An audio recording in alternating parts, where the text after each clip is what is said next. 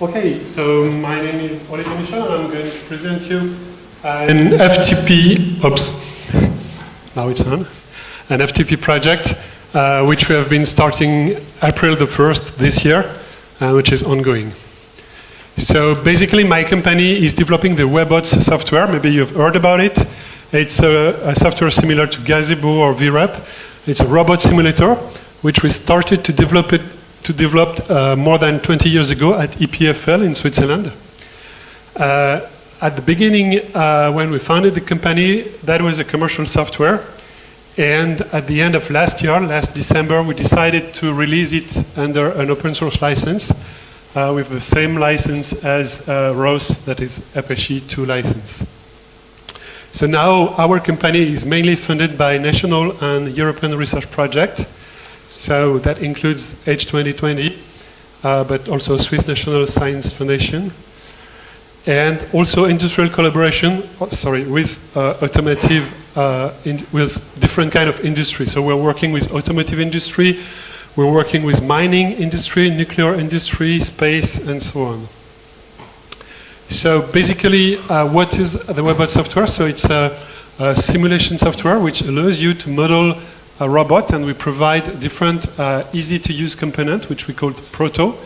You can put together those proto to create different kind of robots. So typically, you will put together sensors, motors, CPUs, passive component, and so on.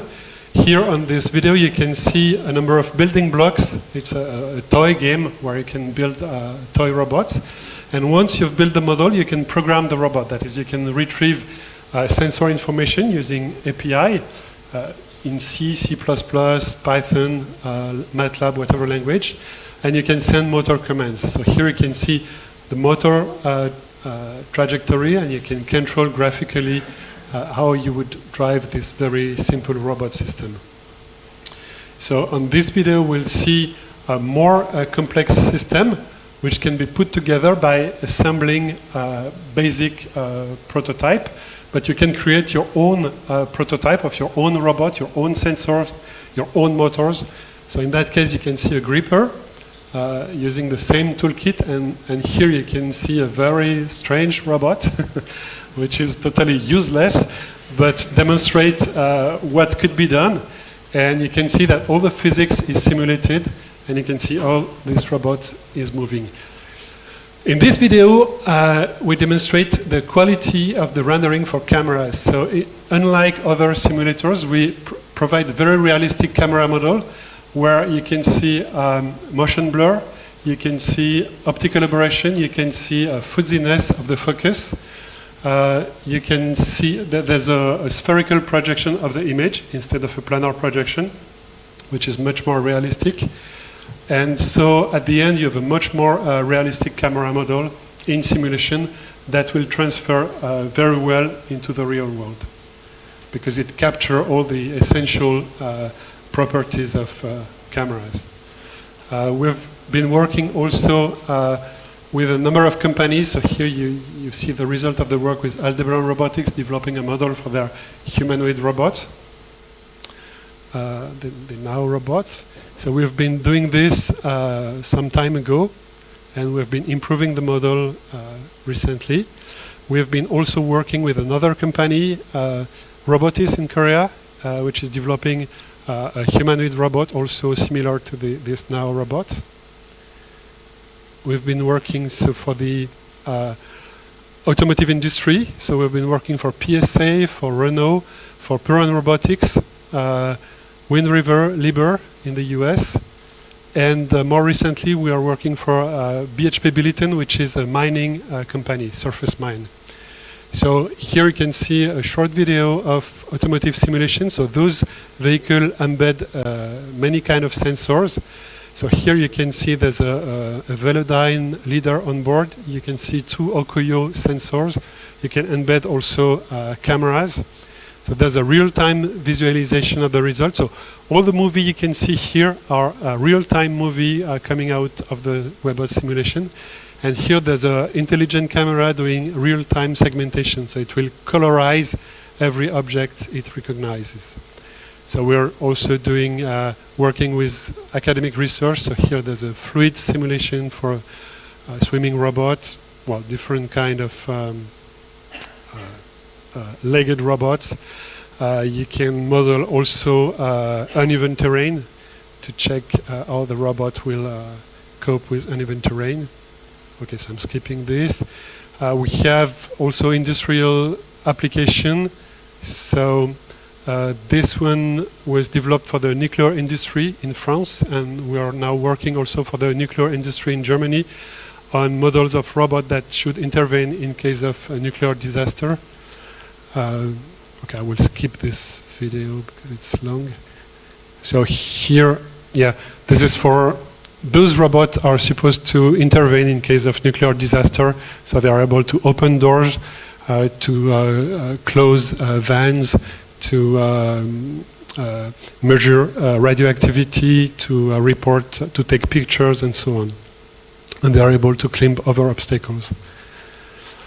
So we've been working for the French nuclear industry and for the Germany nuclear industry on this project. We have also vacuum cleaners robots model, different kind of domestic robots. Those are very careful models that simulate all the friction, all the technical details of the motors and the sensors. You can interact with the simulation while it is running by applying forces and torque on different objects. Okay, so I will skip this one. We have been involved also in robotics competition. So I will not go into details, but we have been involved in many robotics competition. This is just an example of one robotics competition, which is maybe one of the most famous, which is the RoboCup. So here you can see now robot playing soccer. And everything is running in simulation with the physics and the realistic motion of the robot. Here you can see a robot using image processing to locate the ball. So you can see the viewpoint from the robot in the camera image. And now the robot is tracking the ball, which we are moving from the mouse. Okay. And finally, this illustrates the transfer of simulation results onto real robots. So we provide a number of very well-calibrated models that will transfer very well onto their equivalent hardware robot, using the same control for the software. And this is the interest of using ROS, because using ROS, you will use exactly the same program to control the simulated robot and the real robot. So, in our ROS FTP project, we have been developing a number of things to facilitate the use of Webots with ROS. And this includes a URDF X-Acro converter to Webots Proto, so that you can easily import your URDF model into Webots. We've been developing models of the Universal Robot 3, 5, and 10 in simulation, including the ROS interface. We also have developed a model of the TurtleBot 3-burger robot, which is a very well-known ROS-I and ROS-II robot. We have now ROS packages for Webots in kinetic, lunar, and melodic ROS distributions.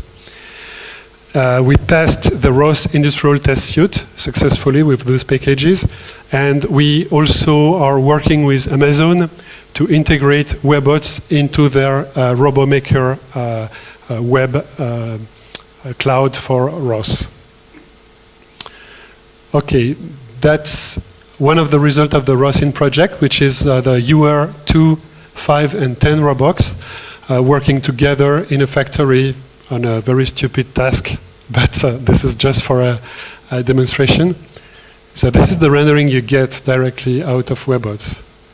And you can embed any sensor on the top of the robots, including camera, different kind of detectors, lidars, and so on.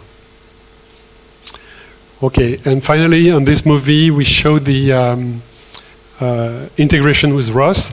So on the right-hand side, you can see RVs with the UR robot, and in orange, in RVs, we will be able to set a target position for the robot by moving the cursor here. and that will program the robot in Webots to execute the motion. I'm afraid the movie didn't start. Anyhow, my presentation is over. Thank you very much.